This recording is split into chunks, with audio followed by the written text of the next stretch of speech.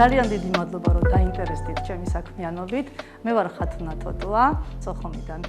10 წლის ვიყავი, რომ დაიწყო ომი და მე 7 კლასიდან უკვე ვცხოვრობ რუსთავში და აქ დავუმკვიდრდი. აქ დავამთავრე სკოლა უნივერსიტეტი თბილისში და ჩემი საქმიანობას ჩემს ქალაქში რუსთავში დავიწყე. ძალიან მიყვარდა ყოველთვის ფოტოების გადაღება.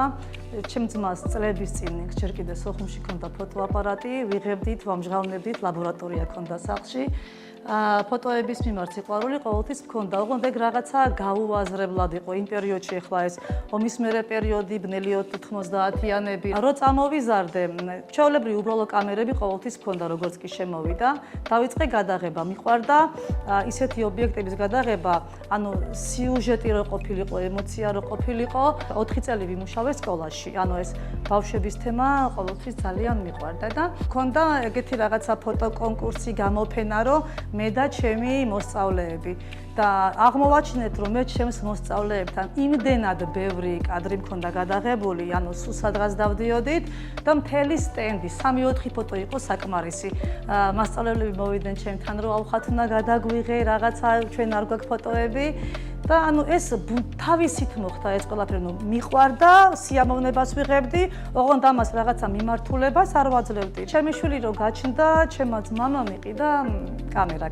იმ პერიოდში უკვე ნახევრად პროფესიონალური და ჩემ შვილს ვუღებდი ფოტოებს და მაშინ ეს სოციალური ქსელები ესე არ იყო და იყო საიტები, გრაფჩი იყო ერთი და მეორე აღარ მახსოვს და მან დავტვირთე ჩემი ფოტოები. მე რაღაცა ჩემი შვილის ფოტოები გავრცელდა ვირუსულად იმ პერიოდში. ხალხი იძახდა ეს პინტერესტის ფოტოა თუ რაღაცა უცხოელი ბავშვია, იმიტომ რომ კარგი ხარისხის ფოტოების დეფიციტი იყო იმ პერიოდში, ამას ვამბობ 12 წლის წინ. იმდენად მსიამოვნება ეგ პროცესი, რომ მე თვითონ ვიძიებდი მოდელებს, რომ გადამეღო. და მე ერთი დღე რაღაც გადავწყვიტეთ, რომ რაღაცა ჩემმა ქმარმაც აი შეგიძლია, მიდი რაღაცა ცადე და გავხსენით სტუდია. ოღონდ მაშინ არანაირი გამოცდილება არ მქონდა საერთოდ. ანუ არ ვიცოდი არც კომპოზიცია, არც ჩემით აი რაღაც ანუ თეორიული ცოდნა არ მქონდა. აი ჩემით რაც ვისწავლე და პრაქტიკამ მოიტანა. განათება საერთოდ არ ვიცოდი და ერთი ძალიან პატარა სტუდია დავიქირავეთ ფართი, სადაც 20 კვადრატიც არ იყო, ძალიან დაბალი ჭერით. მეგობრის სოფლიდან ჩამოვიტანეთ აი სტუკები, TV-ს, საშემოდგომო კუთხე ავაწყეთ. მერე ფოტოშპალერი ვიყიდეთ, რაღაცაზე ავაწყეთ ეს ბუხარი, ვირტუალურად დახატული მოკლედ და ნაზვის ხე დავდგე. ეს იყო პირველი აი ბუმი, შოკი. ანუ ხალხი რო შემოდიოდა მიუხედავად იმისა, რომ აი ახლა უკვე ძალიან დიდი სტუდიებია, ძალიან ბევრია უკვე სტუდიები და იმის ფუფუნება არის, რომ აარჩიო რომელი დეკორაცია გინდა, მაშინ არ იყო ეგრე არჩევანი და ეგ გითვლებოდა რაღაცა ნათელი წერტილი იყო, მოკლედ საბავშვო ფოტოგრაფიაში და ნელ-ნელა ეს ერთი რომ დავიწყეთ გადაღება, წამოვიდა ძალიან დიდი ნაკადი და ხალხს მოეწონა და ესე მოვდივართ უკვე 11 წელია. ჩემი პროფილი რაღაცა მაინც ბავშვებისკენ წავიდა, მინდოდა რომ რაღაცა ღიმილთან, ბედნიერებასთან ყოფილიყო ასოცირებული სახელი და დავარქვით სმაილი. ანუ მე ზოგადად ყოველთვის ვცდილობ და ვიაზრებ, რომ როცა ადამიანი გადაღებაზე მოდის, ანუ მეც დედა ვარ და ანუ ვიცი რას ნიშნავს მისთვის აი ეს ახალშობილის პირველი ემოცია, ან პირველი დაბადების დღე. შეიძლება ჩემთვის მე-1000 იყოს და ბევრად უფრო მეტი, მაგრამ ანუ მე შევდივარ იმ მშობლის ემოციურ მდგომარეობაში. ამას გულწრფელად ვამბობ, ეს არ არის არც მარკეტინგი და არაფერი, ეს შინაგანად მოდის რა და აქ მოსული მშობელი ღებულობს კარგი ფოტოების გარდა აუცილებლად დადებით ემოციას. ანუ მეც მიხარია მათთან ერთად და მეც ვგზნობ ზუსტად იმ ემოციებს, რაც არის პირველი დაბადების დღე შვილის. რა თქმა უნდა, მე უკვე ასაკობრივად სხვადასხვა ემოციებია და სხვადასხვა სტილის ფოტოსესიებია, მაგრამ ნუ ეს ახალშობილის და პირველი ბავშვის იუბილე განსაკუთრებულია მშობლისთვის. ძალიან ბევრი დაბრკოლება არის. შემექნა დაბრკოლება ჯერ ანუ გადაღებული ფოტოების დამუშავებაზე. ანუ მე არც ფოტოშოპი ვიცოდი, დღემდე არ ვიცი, იმიტომ რომ ჩემი ქმარი დამიდგა გვერდში და თავიდან ბოლომდე მან აიღო ეს პასუხისმგებლობა თავის თავზე და ფოტოებს ის ამუშავებს. ძალიან ბევრი მერე უკვე კურსი გავიარე, როგორც განათების, ისე პოზირების, ასევე ბავშვთან ურთიერთობის, ახალშობილის გაკოჭვის, უცხოელებთან გავიარე, ძირითადად ეს კურსები, ზოგი იყო ონლაინ, ზოგი იყო ოფლაინ. ეხლა მნერგავთ მხატვრულ დამუშავებასაც, ცალკე კურსებით შევიძინეთ და ნელ-ნელა ვცდილობთ, რომ დეკორაციებიც მაგვიმართულებით დავაწყოთ.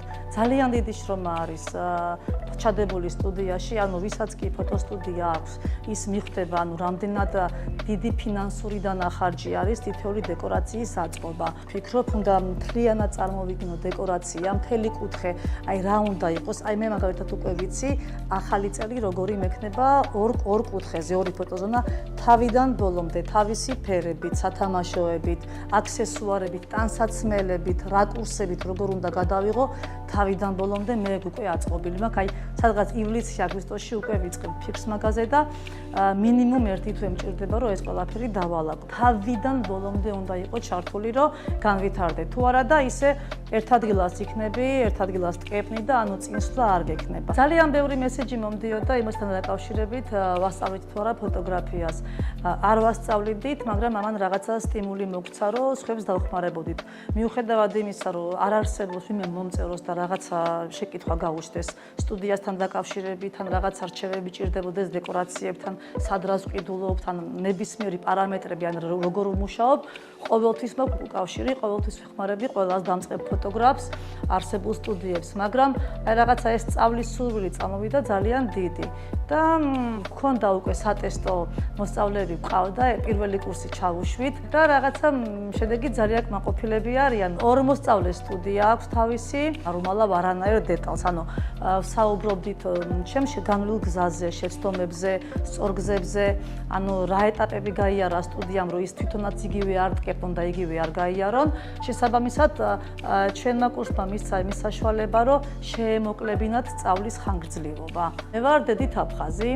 სამწუხაროდ დედა რამდენიმე წლის წინ გარდაიცვალა, მაგრამ ყავს აფხაზი ბიძაშვილები. კომუნიკაცია გვაქვს ძირითადად ონლაინ, მაგრამ სანამ დედა ჩემი ცოცხალი იყო, რამდენიმეჯერ ვარ ჩანასვლელი სოხუმშიც და ისინი გაგრაში ცხოვრობენ და მაგათმაც ვიყავით სტუმრად. მე როცა ვიყავი ჩასული, მაშინ სკოლის მოსწავლე ვიყავი, კი ის რაღაცა ეიფორია მქონდა, თან დამათვალიერებინის ღირსშესანიშნავი ადგილები აფხაზეთის რწის თვალზეც ვიყავით ასულები, აფონის მონასტერიც მოვინახულეთ, მაგრამ ძალიან დიდი დისკომფორტი მქონდა, რაღაცა შინაგანი პროტესტი მქონდა, რომ ეს არის ჩვენი და ამ დროს მე ჩემს მშობლიურ კუთხეში ვარ ჩასული სტუმრად და ძალიან რო ვთქვა, რომ მე ამ ჩასვლით ვისი ამოვნე მეთქი ვერა, იმიტომ რომ პირიქით რაც აღარ მახსოვდა როგორი იყო ეს კუთხე და რა დავკარგეთ, კიდევ უფრო გამიმძაფრდა და ჩემთვის ამ ყველაფრის დანახვა მარტივი ნამდვილად არ იყო პირიქით. ძალიან დიდი იმედი მაქვს, რომ მოვესწრები იმ პერიოდს, როცა დავებრუნებ ჩვენს მიწა-წყალს, ჩემი მშობლიურ აფხაზეთს და ჩემი სტუდია აუცილებლად მოიდგამს ფეხს აფხაზეთშიც და მანდაც გავაგრძელებთ განვითარებას და ზრდას. დავწმუნდი, რომ უნდა აკეთო საქმე, რომელიც გიყვარს. თუ იპოვი შენს თავს იმ საქმეში, ანუ ყველა ადამიანს აქვს რაღაცა ჰობი, რაღაცა საქმის მიმართ ინტერესი, არასწორად არჩეული პროფესია. არ უნდა შეეშიდეთ იმისი, რომ რაღა დროსია მე უკვე ეს დავამთავრე და ნუ უნდა მივყვე. მე მაგალითად 30 წლის ვიყავი შვილი რო გავაჩინე, ესე იგი სადღაც 31-32 წლის ასაკში დავიწყე ეს საქმიანობა აბსოლუტურად ნულიდან. ყოველგვარი ფინანსური დახმარების გარეშე, ყოველგვარი ცოდნის გარეშე, მაგრამ შრომით, ინტერესით, ინფორმაციის მოძიებით საბოლოოდ მივიღე ის შედეგი, რომ დღეს ვარ საქართველოში ერთ-ერთი წარმატებული ფოტოსტუდია. დიდი შრომა ჭირდება, დიდი ენერგიის ჩადება, მაგრამ საქმე რომელიც გიყვარს, აუცილებლად გამოგევა. საქმის მიმართ სიყვარული, თავდაუზოგავი შრომა და ერთგულება საქმის მიმართ.